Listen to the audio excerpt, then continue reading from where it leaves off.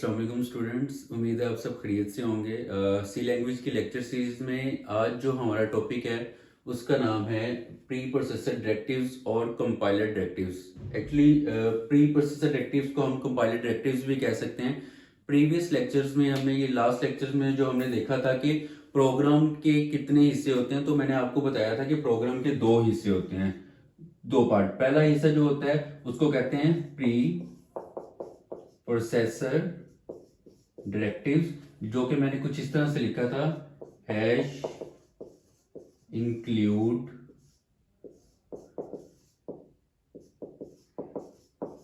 और दूसरा मैंने लिखा था मेन फंक्शन।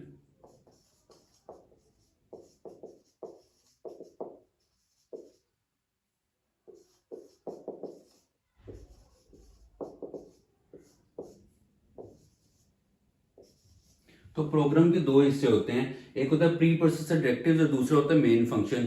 आज जो हमारा जो टॉपिक है वो है प्री प्रोसेसर डायरेक्टिव, जिसको कंपाइलर डायरेक्टिव्स भी कहते हैं। इसको प्री प्रोसेसर डायरेक्टिव्स को समझने के लिए सबसे पहले मैंने आपको फर्स्ट सेकंड लेक्चर में आपको बताया था कि हमारे पास जो टर्बो सी कंपाइलर है उसमें हमने एक मेथड देखा था जिसे लिंकिंग कहते हैं। लिंकिंग क्या करता था? लिंकिंग एक्चुअली ऑब्जेक्ट फाइल को लिंक करवाता था। किसके साथ लिंक करवाता था? प्री प्रोसेसर डायरेक्टिव्स के साथ, यानी कि लाइब्रेरी फाइल के साथ लिंक करवाता था। अब आज का जो टॉपिक है वो प्री प्रोसेसर डायरेक्टिव्स होती क्या है, वो कैसे काम कैसे करती हैं, तो याद रखिएगा टर्बो सी में हमारे पास एक प्री प्रोसेसर होता है। प्री प्रोसेसर क्या करता है? फॉर एग्जांपल हमारे प्रोग्राम के दो हिस्से होते हैं, द फर्स्ट जिसको हम प्री प्रोसेसर डायरेक्टिव्स कहते हैं और दूसरा हिस्सा जो हमारा मेन फंक्शन होता है जिसमें हम अपना प्रोग्राम को लिखते हैं। अब प्री प्रोसेसर क्या करता है? हमारी जो सी लैंग्वेज में जो हम सी कंपाइलर पर हैं, जो हमारा टर्बो सी है, उसमें एक प्री प्रोसेसर होता है।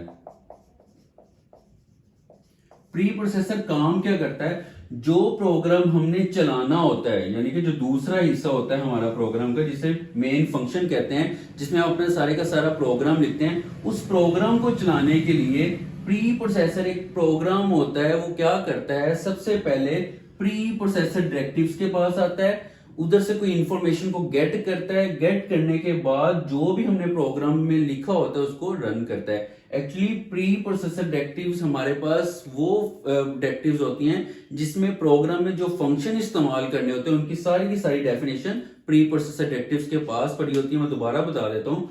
प्री प्रोसेसर हमारे टर्बो सी में एक प्री प्रोसेसर होता है। इसका काम क्या होता है? हमारे प्रोग्राम के दो हिस्से होते हैं, पहला प्री प्रोसेसर डायरेक्टिव्स और दूसरा मेन फंक्शन। मेन फंक्शन में हमने सारे का सारा प्रोग्राम लिखना है। अब मेन फंक्शन में जो हम प्रोग्राम लिखेंगे, जो फंक्शन इस्तेमाल होंगे, वो कंपाइलर को नहीं पता कि उन्होंने काम कैसे करना है या उनकी वर्किंग क्या है। उसके लिए प्री प्रोसेसर क्या करता है? जो भी ये एक्चुअली इंफॉर्मेशन गेट करता है। इंफॉर्मेशन कहां से गेट करेगा? प्री प्रोसेसर डायरेक्टिव से। किससे? प्री प्रोसेसर डायरेक्टिव से। प्री प्रोसेसर डायरेक्टिव्स हमारी वो डायरेक्टिव्स होते हैं जिनके पास सारी की सारी इंफॉर्मेशन स्टोर होती है कि जो फंक्शन हमारे प्रोग्राम में यूज होने हैं उनका काम क्या है। वो सारी की सारी इंफॉर्मेशन प्री प्रोसेसर डायरेक्टिव्स के पास होती है। तो प्री प्रोसेसर क्या करता है? जब हमें इस प्रोग्राम को चलाना होता है, इसको चलाने के लिए वो इंफॉर्मेशन गेट करता है। किससे गेट करता है? प्री प्रोसेसर डायरेक्टिव से। जब प्री प्रोसेसर डायरेक्टिव से इंफॉर्मेशन ले लेता है और देन हमारे पास जितने भी फंक्शन हमने प्रोग्राम में अपने लिखे होते हैं उनको क्या कर देता है? रन करवा देता है। तो ये पॉइंट याद रखिएगा। प्री प्रोसेसर डायरेक्टिव्स क्या होती हैं? वो डायरेक्टिव्स होती हैं जिनके पास सारी की सारी इंफॉर्मेशन पहले से बिल्ड इन कर दी जाती है। लैंग्वेज बनाने वाले ने जितनी भी इंफॉर्मेशन है वो प्री प्रोसेसर डायरेक्टिव्स में ऐड कर दी है। वो क्या इंफॉर्मेशन है? जो भी काम हमारा प्रोग्राम में जितने भी फंक्शंस हमने यूज करने हैं उनकी वर्किंग क्या है, उनकी वर्किंग सारी की सारी प्री प्रोसेसर डायरेक्टिव्स में स्टोर कर दी गई है। तो प्री प्रोसेसर क्या करता है? जब भी प्रोग्राम को रन करवाना होता है उससे पहले इंफॉर्मेशन को गेट कर लेता है प्री प्रोसेसर डायरेक्टिव से। तो यही वजह है, हम प्रोग्राम के हमारे दो हिस्से होते हैं, प्री प्रोसेसर डायरेक्टिव्स और मेन फंक्शन। तो प्री प्रोसेसर डायरेक्टिव को प्रोग्राम के ऊपर लिखते हैं, यानी कि मेन फंक्शन के पहले लिखते हैं। क्यों लिखते हैं? ताकि जो भी फंक्शन हमने प्रोग्राम में यूज करने हैं उनकी सारी की सारी इंफॉर्मेशन हमारी प्री प्रोसेसर डायरेक्टिव्स में पड़ी होनी चाहिए। तो प्री प्रोसेसर डायरेक्टिव्स हमारे पास दो तरह की होती हैं।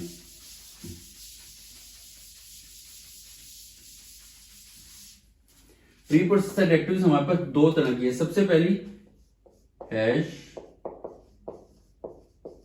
इंक्लूड और दूसरी हैश डिफाइन। एमसीक्यूज में ये बोर्ड में 100% एमसीक्यूज पूछा जाता है कि pre processor directive start with. तो जब भी प्री प्रोसेसर डायरेक्टिव को स्टार्ट करना है तो हैश के साइन से करना है। ये एमसीक्यूज में पूछा जाता है कि pre processor directive start with, तो स्टार्ट विद हैश साइन। पहली जो हमारी टाइप है उसको कहते हैं इंक्लूड। पहली प्री प्रोसेसर डायरेक्टिव की टाइप है उसको कहते हैं इंक्लूड। अब इंक्लूड क्या काम करती है? एक्चुअली इंक्लूड करती है, शामिल करती है। किसको शामिल करती है? हेडर फाइल्स को। हेडर फाइल्स को क्या करती है? इंक्लूड कर लेती है। अब वो कैसे लिखेंगे? सबसे पहले एंगल ब्रैकेट्स, इसके अंदर हम लिखेंगे हेडर फाइल्स। अब हेडर फाइल्स क्या होती हैं, कितनी किस्म की होती हैं, वो भी अभी हम देखते हैं। तो हेडर फाइल्स एक्चुअली किसके साथ इंक्लूड की जाती हैं? जो हमारी प्री प्रोसेसर की पहली टाइप है जिसको इंक्लूड कहते हैं, ये अपने साथ इंक्लूड कर लेती है। किसको इंक्लूड कर लेती है? हेडर फाइल्स को। हेडर फाइल्स को लाइब्रेरी फाइल्स भी कहते हैं। दो नाम हो गए, एक तो हेडर फाइल्स और दूसरा लाइब्रेरी फाइल्स और तीसरा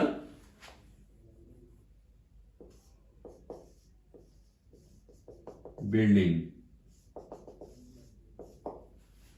ऐसी फाइल्स होती हैं जो लैंग्वेज बनाने वाले ने पहले से ही इनमें सारों की वो फंक्शन की इंफॉर्मेशन रख दी है जो हमने अपने प्रोग्राम में यूज करने हैं। तो पहली टाइप इंक्लूड है। इंक्लूड क्या करेगी? हेडर फाइल्स को इंक्लूड कर लेगी। तो हमारे पास जो है सी लैंग्वेज में जो तीन तरह की, जो हमारी बुक में तीन तरह की हेडर फाइल्स हैं। पहली कौन सी है? stdio.h, conio.h और math.h। ये तीन हेडर फाइल्स हैं जो प्री प्रोसेसर डायरेक्टिव्स की पहली टाइप के साथ हम इसको साथ इंक्लूड कर देंगे। std शॉर्ट फॉर्म है स्टैंडर्ड की। I stand for input, O stand for output, standard input output. ये .h एक्सटेंशन है हेडर फाइल की। एक्सटेंशन बताती है कि हमारा जो प्रोग्राम है वो किस टाइप का, उसमें किस किस्म का डाटा स्टोर हुआ है। तो एक्सटेंशन हेडर फाइल की .h है जो कि स्मॉल लेटर में आएगी, कैपिटल लेटर में नहीं आएगी। तो पहली तो हेडर फाइल हमें पता लग गया वो स्टैंडर्ड इनपुट आउटपुट है जिसे stdio.h कहते हैं। दूसरी हेडर फाइल कौन सी है? Console input output. con जो है वो कंसोल है, I for input, O for output, और उसकी एक्सटेंशन भी सेम .h। तीसरी जो है वो math.h है। मैथ एक्चुअली जितने भी हमारे मैथमेटिकल ऑपरेशंस, जितने भी फंक्शन हम यूज करते हैं वो math.h के साथ इस्तेमाल कर सकते हैं। तो ये तीनों टाइप्स, आपने जो तीनों हेडर फाइल्स को याद रखना है, standard input output, console input output और math.h। अब स्टैंडर्ड इनपुट आउटपुट में किस चीज की डेफिनेशंस पड़ी होती है, कौन सा डाटा इसमें स्टोर होता है। कंसोल इनपुट आउटपुट में किसकी डेफिनेशन पड़ी होती है? math.h में मैथ के फंक्शन होते हैं। इसको हम डिटेल में इंशाल्लाह लेक्चर में देखेंगे। तो हमें ये पता लग गया कि हैश इंक्लूड हमारी पहली टाइप है प्री प्रोसेसर डायरेक्टिव्स की। उसके साथ हम इंक्लूड करते हैं, किसको इंक्लूड करते हैं? हेडर फाइल्स को। हेडर फाइल्स को लाइब्रेरी फाइल्स भी कहते हैं। ऐसी फाइल्स होती हैं जो लैंग्वेज बनाने वाले ने पहले से इनमें सारे की सारी इंफॉर्मेशन को स्टोर कर दिया गया है। तो तीन तरह की हेडर फाइल्स हैं जो कि हम इस बुक में पा रहे हैं, standard input output, console input output और math.h। हम इसको कुछ इस तरह से लगाएंगे, like stdio.h hash include conio.h hash include math.h। जब भी हमने प्रोग्राम लिखना है तो हमने तीनों ही हेडर फाइल्स को इंक्लूड करना है। ये दो तो कंपलसरी हैं। ऐसा नहीं करना कि इसमें जिस चीज की डेफिनेशन रखवाई हुई है हम प्रोग्राम में वो फंक्शन यूज कर रहे हैं और ऊपर हमने ये हेडर फाइल नहीं लगाई। जैसा कि फॉर एग्जांपल मैं आपको बताता हूं। अब सबसे पहले मैंने लिख दिया इधर हैश इंक्लूड stdio.h। उसके बाद मैंने अपना void मेन फंक्शन इस्तेमाल किया, ब्रैकेट्स लगाएंगे। इंशाल्लाह ये सारे डिटेल में देखेंगे। अभी जस्ट हम इसको रीड आउट करें कि प्री प्रोसेसर डायरेक्टिव होती क्या है, हेडर फाइल क्या है। अब मैं यहां पे फॉर एग्जांपल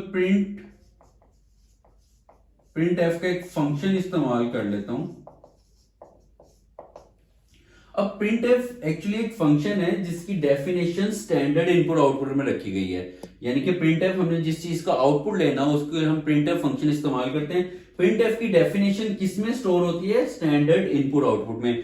अब अगर मैं ये printf फंक्शन अपने प्रोग्राम में, यानी कि हमारे जो स्ट्रक्चर का जो दूसरा हिस्सा है जो मेन फंक्शन है उसमें मैंने printf फंक्शन इस्तेमाल किया है और ऊपर प्री प्रोसेसर डायरेक्टिव्स मैंने स्टैंडर्ड इनपुट आउटपुट नहीं लगाई, तो हमारा प्रोग्राम रन नहीं होगा, क्योंकि जब कंपाइलर यहां पे आएगा उसको तो पता नहीं होगा printf ने काम क्या करना है, क्योंकि printf की सारी डेफिनेशन stdio.h में पड़ी हुई है। जब हम इस हेडर फाइल को इंक्लूड ही नहीं करेंगे तो हमारा प्रोग्राम रन नहीं होगा। तो कोशिश ये करें कि तीनों हेडर फाइल्स लगा लें तो वेल एंड गुड है, नहीं तो दो तो लाजमी लगाएं। अगर इनके फंक्शन आप अपने प्रोग्राम में इस्तेमाल कर रहे हैं या नहीं कर रहे इसका कोई इफेक्ट नहीं है, लेकिन अगर आप इसके फंक्शन इस्तेमाल कर रहे हैं और ये इंक्लूड नहीं की हुई तो आपका प्रोग्राम रन नहीं होगा। तो पहली टाइप तो हमें पता लग गई, प्री प्रोसेसर की पहली टाइप है जिसे कहते हैं इंक्लूड। इंक्लूड कर लेती है, शामिल कर लेती है अपने साथ किसको? हेडर फाइल्स को। हेडर फाइल्स क्या होती हैं? वो लाइब्रेरी फाइल्स होती हैं, ऐसी फाइल्स होती हैं जिस लैंग्वेज बनाने वाले ने पहले से सारी की सारी इंफॉर्मेशन इनमें स्टोर कर दी है कि प्रोग्राम में आपने जो जो फंक्शन इस्तेमाल करने हैं उनकी इंफॉर्मेशन हमारी हेडर फाइल्स, लाइब्रेरी फाइल्स में ऑलरेडी इंस्टॉल्ड है। अब कैसे काम करती है, कौन कौन सी टाइप होती है हेडर फाइल की? तो वो तीन टाइप थी। सबसे पहले standard input output, console input output और math.h। std शॉर्ट फॉर्म है स्टैंडर्ड की, cun शॉर्ट फॉर्म है कंसोल की, और ये मैथ के फंक्शंस परफॉर्म करवाने के लिए। और .h क्या है? ये हमेशा शॉर्ट कैपिटल लेटर्स में नहीं लिखना, स्मॉल लेटर में लिखना। ये एक्सटेंशन है, किसकी एक्सटेंशन है? हेडर फाइल की। तो दूसरी यहां तक क्लियर है। दूसरी जो हमारी टाइप है प्री प्रोसेसर डायरेक्टिव्स की, उसको कहते हैं हैश डिफाइन। पहली टाइप हैश इंक्लूड थी क्योंकि ये भी स्टार्ट हैश से है, ये भी स्टार्ट है हैश से। तो दूसरी टाइप हमारी हुई डिफाइन। डिफाइन क्या करती है? डिफाइन एक्चुअली डिफाइन करेगी, किसको डिफाइन करेगी? कॉन्स्टेंट्स को डिफाइन करेगी। डिफाइन जो प्री प्रोसेसर डायरेक्टिव्स की दूसरी टाइप है वो डिफाइन करेगी, किसको डिफाइन करेगी? कांस्टेंट। अब कांस्टेंट क्या होता है? कांस्टेंट वो वैल्यूज होती हैं जिनको हम चेंज नहीं कर सकते। जैसा कि लेट कर लेते हैं, एक वैल्यू है हमारे पास a इज इक्वल टू 5, एक b is equal to 10।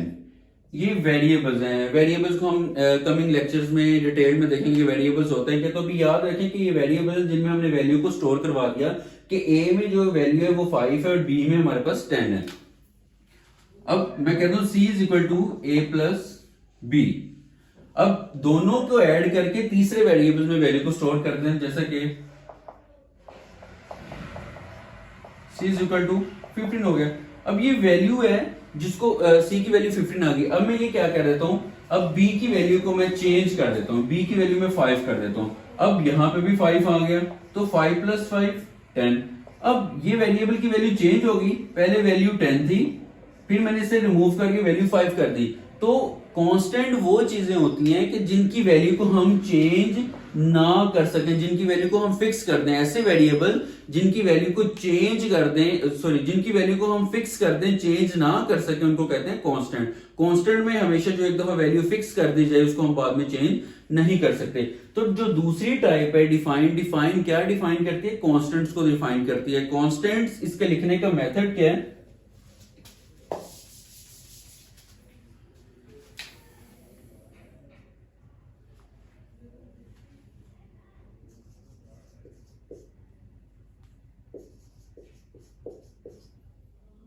For example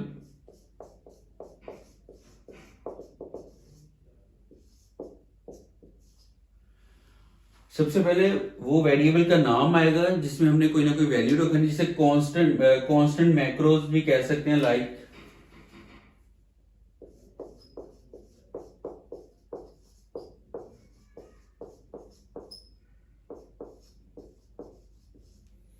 constant macro names, मतलब उस वेरिएबल का नाम रखवा दिया जिसमें हमने कोई ना कोई वैल्यू को असाइन करवाना है। उसके बाद वैल्यू, ये वो वैल्यू हो गई, और ये कांस्टेंट मैक्रो नेम, ये नाम रखवा दिया और उसमें हमने वैल्यू रख दी 10।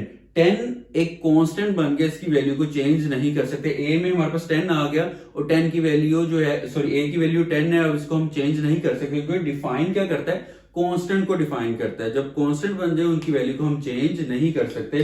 तो इसका लिखने का तरीका ये है, हैश डिफाइन ए 10। वेरिएबल आप कोई भी रख सकते हो, ABCD, it's up to you. यहां पे मैंने ए को यूज किया, ए में वैल्यू रखवा दी 10, इसमें इक्वल का साइन नहीं आएगा। एक सिंपल से एग्जांपल करते हैं।